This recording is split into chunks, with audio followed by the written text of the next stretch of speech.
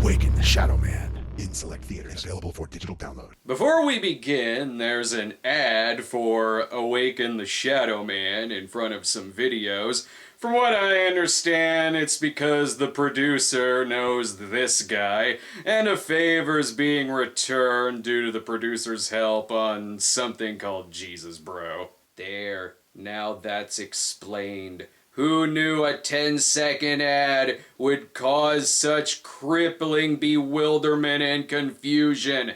It's like getting confused over someone eating from a paper bowl. Oh wait, apparently that happened too. If you need a recap on the first Sex and the City movie, it can actually be summed up quite accurately with one tweet. This film thinks these shoes look good. They do not.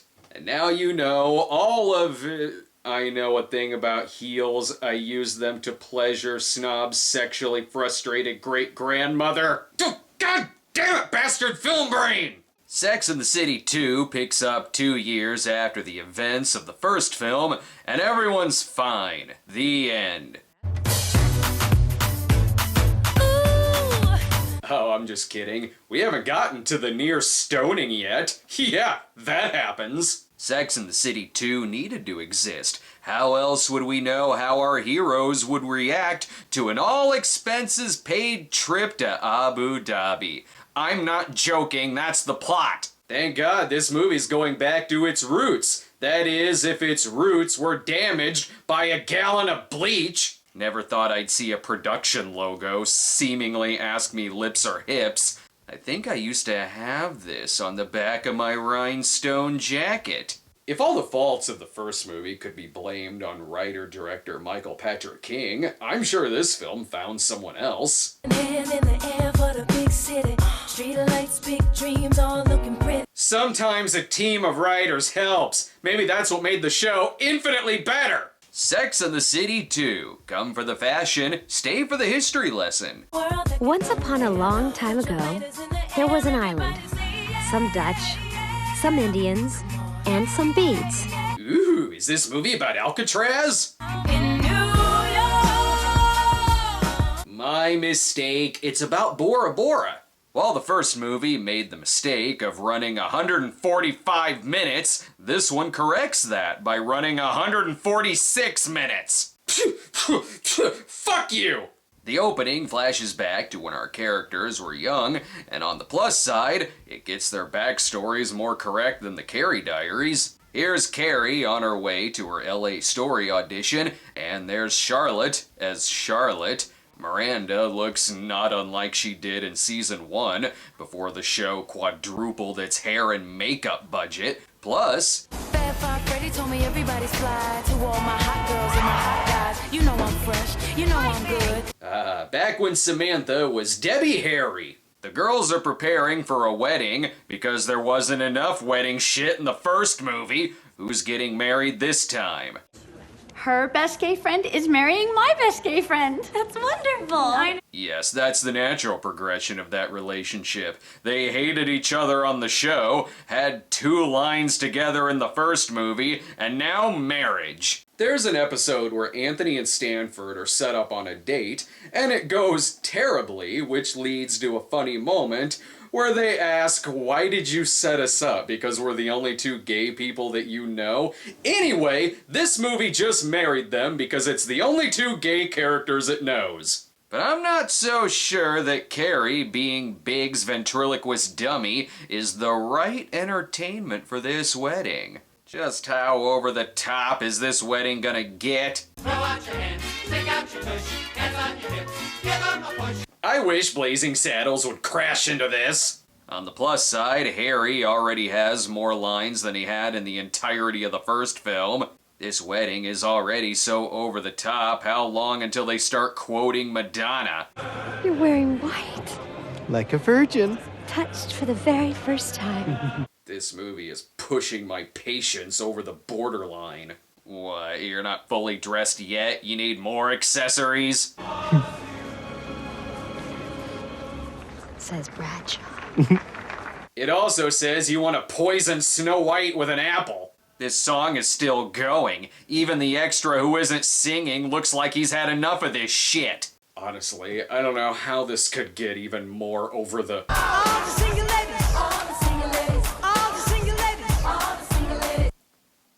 Okay, did Michael Patrick King dust off a spec script for a Will and Grace movie and just slap Sex and the City on it?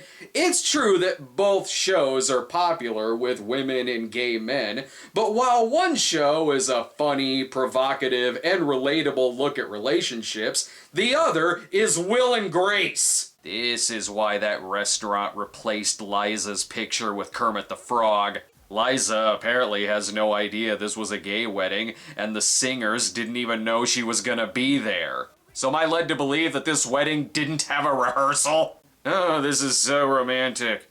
You are the first man to accept me for the man that I actually am. A two-dimensional character created solely to pander to a demographic. Meanwhile, Harry just popped a couple of shrooms and is having his mind blown. Big, on the other hand... How's it going? Good. Thanks. I'll leave Chris not alone. He's just trying to drink his way through this movie. Carrie runs into a couple who are huge fans of her novels. I see this going well. You don't want kids?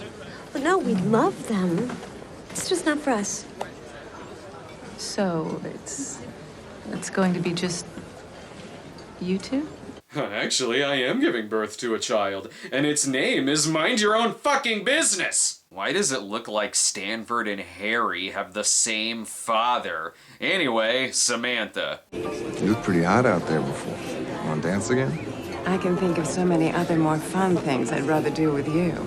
They're gonna fuck. Well, I'm sure this movie will show people having sex and not... Because it worked so fucking well in the first movie. Hey, this one may not have brought back Jennifer Hudson, but don't worry, the humping dog returns! One thing is for sure, this movie won't make your headache go away.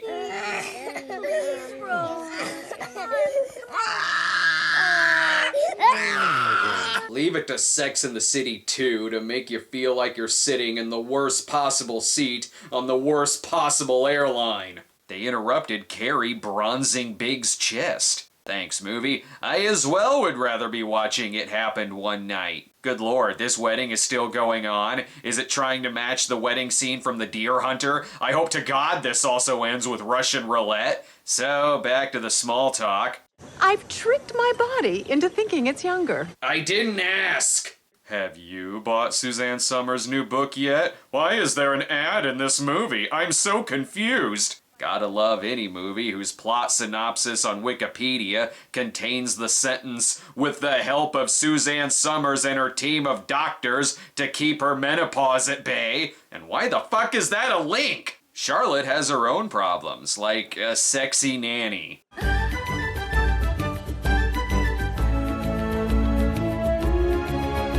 Tits. But what would breakfast be without those trademark Bradshaw puns?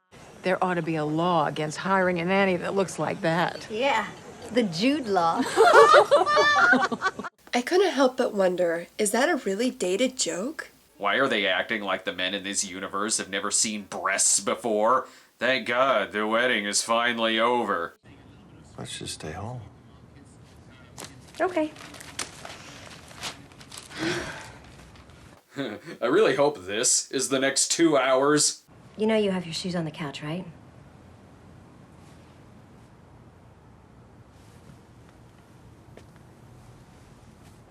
Okay, I take that back. They managed to make sitting on the couch cringeworthy.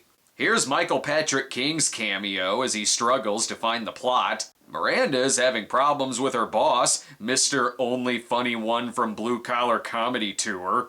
I'd take the time to go into detail about this scene, except he's never in the movie after this. The nanny's nipples have a bigger role. Is it that hard to ask your nanny to put on a fucking bra while bathing your kids with your husband? Charlotte is rather paranoid. Hello? Do I have anything to worry about? Yes, you made enough cupcakes to kill 1,000 trolls. The fuck is wrong with you? Me! Lily! This skirt is vintage! Then why are you wearing it to make desserts in? I've gotta go! Lily, look at what you did! Okay, fuck, I take it back. She's rescued by the nanny before she beats her kids with a wire hanger. The hell is going on here? Oh my god, how awkward. That's not even the worst thing you've caught her doing in her office. And why is the ointment rubbing scene advertising children's movies? Samantha gets a call from her ex-boyfriend, GQ Eastwood, while shooting a poster for his new movie, because all movie posters are shot on location. It's Carrie and Big's wedding anniversary, and she gets him a watch that contains piano wire to strangle his enemies, and her present is... A state-of-the-art flat screen.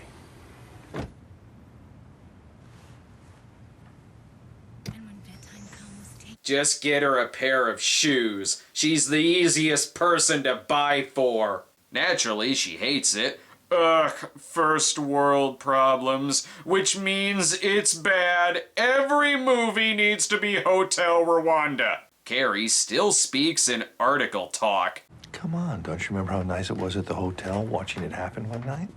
Yes, and it was nice because it only happened one night in a hotel. I couldn't help but wonder, would that reference have worked if we were watching The Bitch? Samantha has to get all dressed up for Smith's movie premiere. Maybe the plot is here too. Well, we need to find a red carpet look for my friend Samantha here. And I think we found it. Is that maybe a little young? Oh, I'm sorry. Can I see this dress in a size go fuck yourself?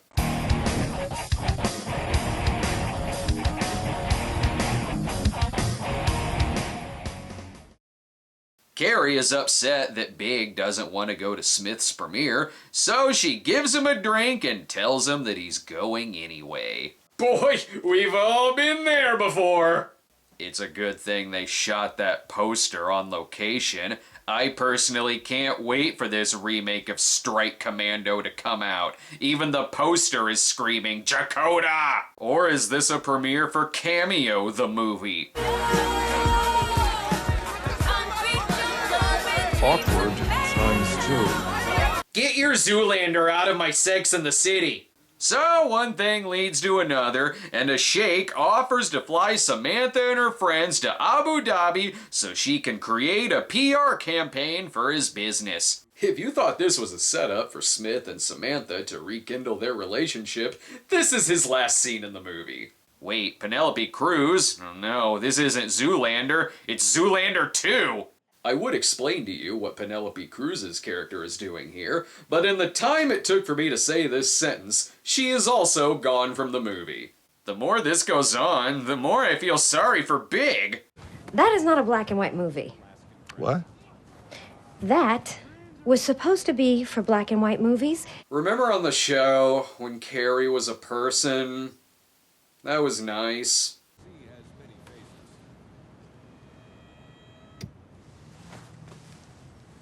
Well, he's found a use for that piano wire in his watch. Carrie goes back to her old apartment to work, which I guess she still has that apartment. Makes sense. It spares them from having to do another packing montage. She looks over her past articles like Buddy, Can You Spare a Shoe? An article which homeless people still use as toilet paper to this day. Anyway, about the Abu Dhabi trip. We are being flown on the Sheikh's own airline. He has his own airline? Mm-hmm. Oh, that is one chic sheikh.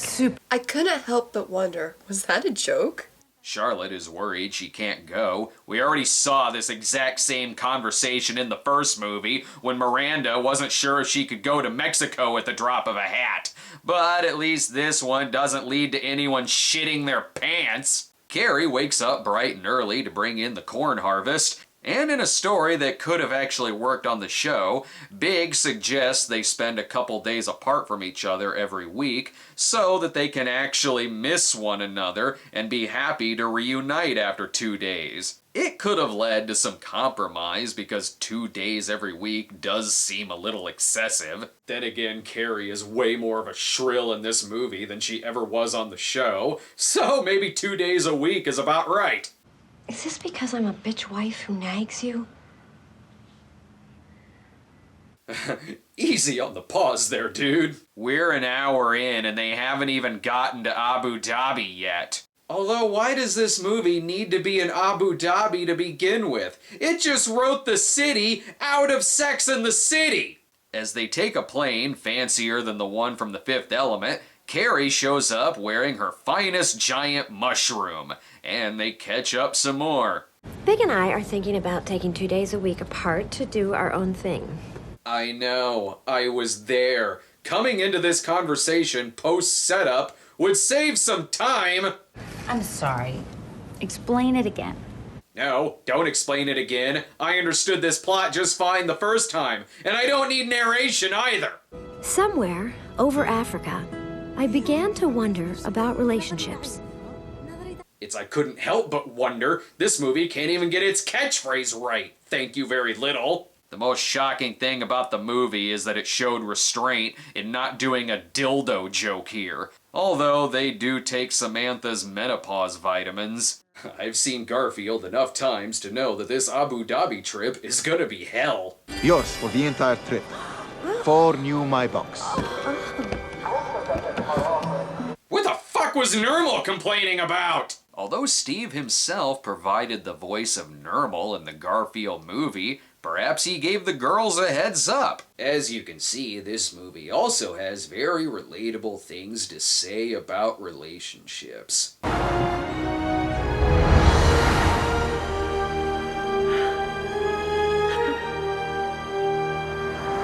The only person who could relate to this film is Princess Toadstool. Good lord, Bollywood The Shining is not scary in the least, and these jokes are terrible.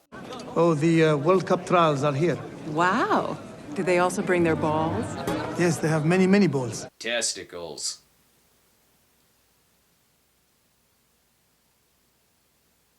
These employees drew the shortest straw. Their co-workers are off serving the guests of the best exotic Marigold Hotel. I guess Walt Wright finally got his wish in wanting me to review a Muslim film. Yes, but the reason I hate this film is that it portrays women having far more sex than I ever do. Ah, don't worry. I'm sure one day you'll touch a woman without strangling them. I can't wait for the twist to be that they're in the afterlife, and it's really hell. The champagne's not Corbel. The movie tries to talk about women's rights issues from around the world. Well, I could get into the head wrap, but the veil across the mouth, it freaks me out. It's like they don't want them to have a voice. We should invite them over to our table, but let's not. At least now I know how they eat French fries. In one quick instance, this movie goes from feeling sorry for these women to treating them like they're circus freaks. You're obsessing about something that is happening 6,700 miles away, and you're missing the woman with the veil eating French fries at the next table. I couldn't help but wonder, is this movie just a thinly veiled excuse for a vacation? Meanwhile, Carrie waits for a man on a magic carpet to appear outside the window, and when that doesn't happen, she goes to the kitchen to find her own Aladdin. What can I do for you? Nothing. I was just gonna warm some milk up, but you go home. No, allow me, please. I insist. And he's all out of wishes. He's sad because he rarely gets to see his wife because she lives outside the country, and blah, blah, blah. He's perfect to fill in for the Jennifer Hudson role. This movie truly gets the common folk. Okay, now I'm gonna try one of these little date confections. There's only 3 of you! Oh, never mind. There's the 4th. Now it makes sense they have enough food to fill a Huddle house. More catching up to do. It's been hours. He's from India. His wife still lives there. They only see each other once every 3 months when they can afford it. I know. I was there when he told you. Stop repeating shit! And then Belloc takes Carrie out to steal some shit from Indiana Jones. Well, if this were Bollywood Sex in the City, it'd still be 2.5 hours long. She finds a shoe shop, truly taking in everything this culture has to offer, and not shit she could buy in New York. This shoe will be perfect for pleasuring the incredible shrinking woman. These have to be expensive. 100 dirham. $20? For shoes? Yes. Fuck you! Ooh, this shawarma got a double dose of handsome, as Carrie's ex-fiancé Aiden just happens to be in Abu Dhabi. I couldn't help but wonder, is this really fucking far-fetched? Carrie running into Aiden is often brought up in most of the criticisms of this movie, but it's no more unrealistic than anything else here. Aiden tells her that he's just killing time before starring in the movie version of FarmersOnly.com. The twist is that he's actually Chris from Northern Exposure, picking up antique radio equipment for Maurice. Carrie!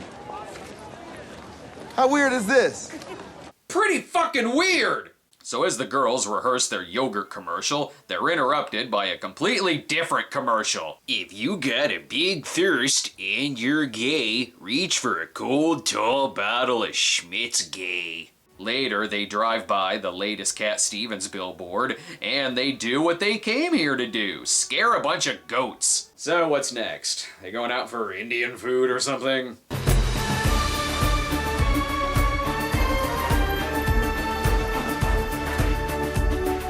The desert isn't a runway. You're gonna fucking die! Remember the heavy issues on the show, like Charlotte and Trey trying to have a baby after moving past his impotence? Anyway, here's the girls riding through the desert on some camels. Oh. Wow, you have an actual camel toe. It was more dignified when Dustin Hoffman and Warren Beatty roamed the desert with a blind camel in Ishtar. Several servants died of heat exhaustion to bring them this multi-million-dollar picnic. I don't care. But perhaps it could go 2 minutes without a pun. Lawrence of my labia! Well, that joke could have been worse. She could have said, "This ain't Lawrence of Arabia," a XXX joke.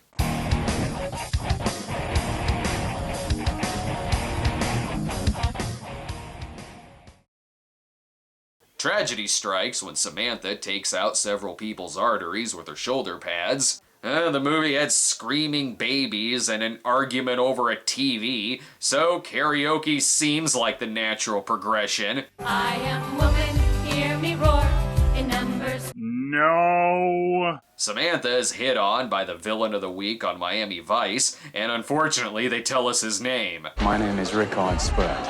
Rickard. Isn't that Richard? In Danish, yes. So your name is Dick Spurt? Go back to singing. And besides, I already saw Samantha with a Richard, and it was way more compelling than this film. They break the fourth wall by reading to us the negative reviews of the movie. Yeah, it's a satire. And it's hilarious. Oh, is it funny? This movie just said a joke which contained the words Dick Spurt. It's not funny! Leave it to Carrie to be pissed off while being treated like Disney royalty. Here, hold this umbrella over me. I need to stew in my anger about a negative review. I had never felt so far away from home. Well, you still managed to go shoe shopping. She makes herself feel better by going out to dinner with Aiden, while her friends say that it's a bad idea, which it is. Just because you're worried about your marriage, everyone's gonna cheat. Have a good time at dinner. That escalated quickly. In one of the only good scenes in the movie, as in it's something that feels like it could have been on the show, Miranda and Charlotte bond over motherhood and share what aspects about it drive them crazy. But because it's in this movie, it's about as subtle as a catwalk in the fucking desert. How do the women without help do it? I have no fucking idea. To them. To them. Just look directly into the camera while you're at it. I can't lose the nanny. Stop trying to be both sincere and condescending. Aiden confesses that he already knew Carrie was married. What are the odds? She's a celebrity novelist / article writer, and Big's a major tycoon. Why would that make news? So, are Aiden and Steve still friends and business partners? Because you'd think Steve would have been like, oh hey, Aiden's gonna be in Abu Dhabi too. Then again, that would have required giving Steve more than 3 lines, and Michael Patrick King wouldn't want that. What they don't tell you is that Jack Berger is currently in Tahiti doing drive-by post-it notings, and Petrovsky is reading poetry to a sculpture of Aphrodite. Anyway, the two kiss. Shocking. And Samantha is now a hard-boiled egg.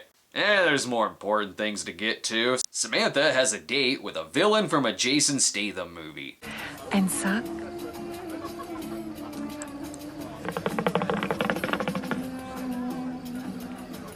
That's not a dick! Mannequin's Big Holiday was a terrible way to end the Mannequin trilogy. Carrie tells Big about the kiss, and look at the bright side. Carrie had an affair with Big when she was with Aiden. Maybe this balances out the universe. Now we know why he cheated on his good wife, Juliana Margulies. Unfortunately, Samantha is arrested for going over her limit on terrible dick jokes.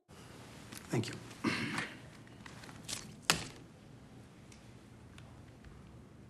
And now she's on death row.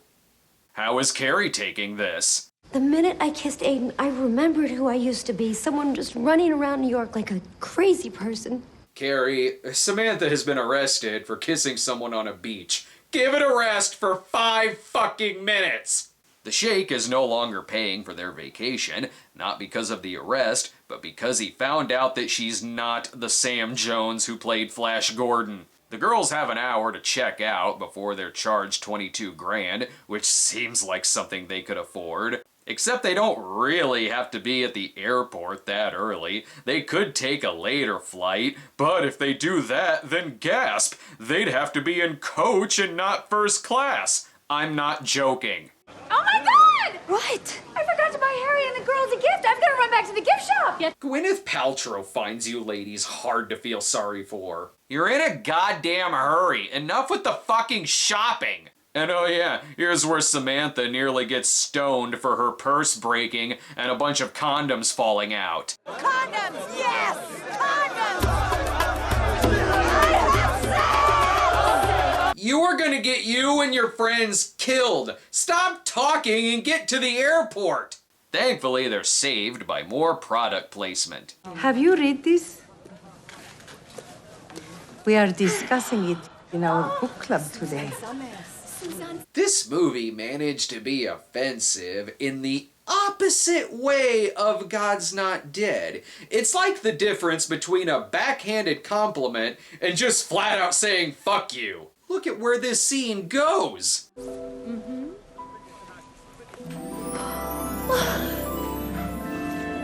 Louis Vuitton. This movie is like watching Andy Cohen host a show on World Hunger on the Bravo network. Nice to know that under those burqas, they're secretly Muppets. I think you know how they're gonna get out of this. All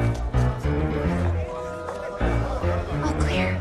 Unfortunately, these movies are what people think the show is. It's like confusing Fame with Showgirls. Well, it's easy to tell which one is Charlotte. Good thing she watched it happen one night. This would have ended differently if she and Big were watching Taken 2. Back in the city of Sex and the City, Big left and he took his TV with him. Although he does come back because he realizes he can hold this over her head forever. Next time she says, I don't like this TV, he can say, well, I don't like that you kissed Aiden. Let's see how this goes. This is your punishment. But Marge, look at that hangdog expression. He's learned his lesson. Let's get him a present. To wrap things up, Miranda throws a balcony party before they're attacked by the Green Goblin. Unlike the 10,000 montages in the first movie, at least this movie waited until the end. And the home of the hormones. Truly what Cyndi Lauper was singing about. Fucking, fireworks, and lesbian nannies. And Charlotte learned that she never really had anything to worry about.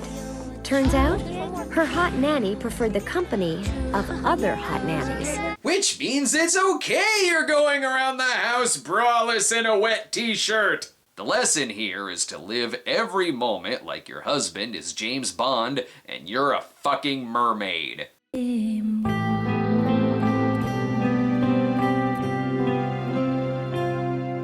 You can't trick me by ending this movie with a great song. This movie sucks! Sex and the City 2 is bad in a way that's different from the first. The first movie took 6 years worth of story arc and character development and shat on it. This movie just kind of exists in its own little universe, which makes me less mad at it. It is through and through a fantasy film. It's a movie that exists for its target demographic to envision themselves as our 4 lead characters going on an odyssey of wealth and sex. And in that regard, it's less dangerous than something like 50 Shades of Grey, which also caters to the same audience for the same reasons.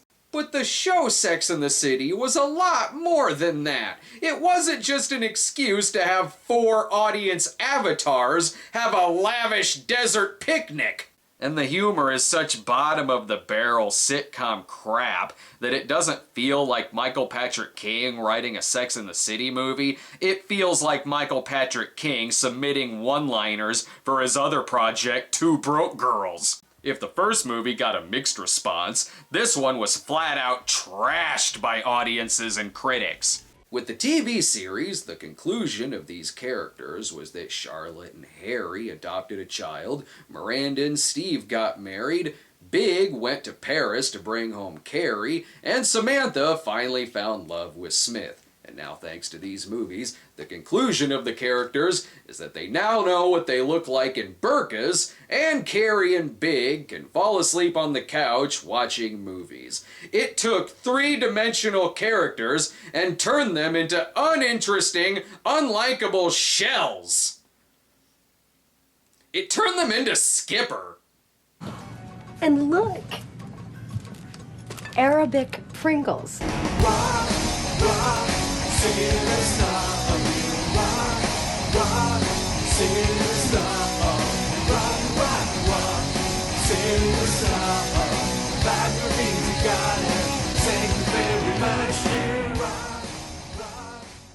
Be sure to subscribe to our YouTube channel at youtube.com/StonedGremlin Productions. Follow us on Twitter at the Cinema Snob, or check out our homepage at thecinemasnob.com.